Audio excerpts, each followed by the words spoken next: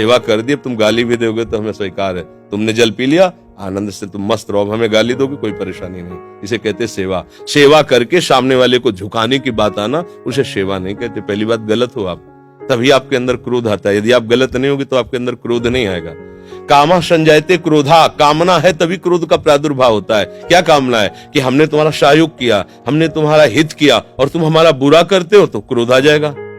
अगर तुम हित कर रहे हो तो तुम्हारा बुरा कौन कर सकता है त्रिभुवन में? किसी की ताकत नहीं। हमारा कर्म ही बुरा हमारे सामने आता है। जैसे हम अभी वर्तमान में वो पाप नहीं किए जिसमें हमारे ऊपर ब्लेम लगाया गया है। इस समय तुम बिल्कुल निर्दोष हो, लेकिन वो दोष जो तुमने गुप्त रूप से किया तुम्हें बख्शेगा नहीं। तुम लाख जगह रो, लाख जगह तुम प्रार्थना करो, वो तुम्हें दंड दे के रहेगा। कर्म बड़ा बलवान होता है। तो पहली बात तो ये छोड़ो कि आप किसी का हित करते हो, बात ये सोचो कि भगवान कृपा करके हमसे हित करा रहे हैं। और किसका? वही इन रूपों में आ रहे हैं। आप उनको मनुष्य समझकर, अपने को बड़ा समझकर, फिर दोष हो जाएगा। शास्त्र की बात मानो।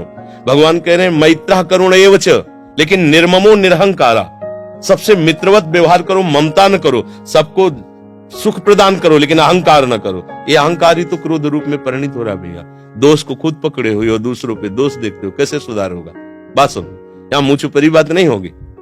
तस्मात् शास्त्रम प्रमाणम ते कार्याकार्यो व्यवस्थितो। सही बात सुनने के लिए भी छाती में बल चाहिए। बोलने की तो बात जाने दो, सही बात सुनने के लिए हमारे अंदर बल चाहिए। अगर तुम इस बात को सुन ले, समझ गए, तो तुम गृहस्थ में रहते हुए भी महाशक्तिशाली बन सकते हो। पर आज हम क्या है कि शक्ति खुद अपनी खो रहे हैं, इसीलिए क्रोधित हो रहे हैं। कमजोर क्रोधित होता है, बलवान क्षमावान होता है। बलवान क्रोधित नहीं होता है, कमजोर को क्रोध आता है, कामना युक्त को क्रोध आता है। हम दूसरे का हित कर रहे हैं, ये अहंकार है। हम एक यंत्र हैं, भगवान यंत्री हैं, वो जैसा हमसे करवा रहे वैसा हो रहा है। हमें ये भावना रखनी है, हम करने लायक हैं। एक श्वास भी नहीं ले सकते इस तरह में, ऐसे भी नहीं कर सकते। अगर वहां से ऑफ हो जाए तो तुम एक श्वास नहीं ले सकते, फिर क्या होगा? एक कदम नहीं चल सकते, फिर क्या होगा? तो बात समझिए, आपसे जो करवाया जा रहा है वो प्रभु श्री हरि कर रहे हैं। इसी भाव से जब हम चलेंगे तो हमारे कभी गुस्सा नहीं आएगा, कभी गुस्सा नहीं आएगा। आप समझ पा रहे हैं?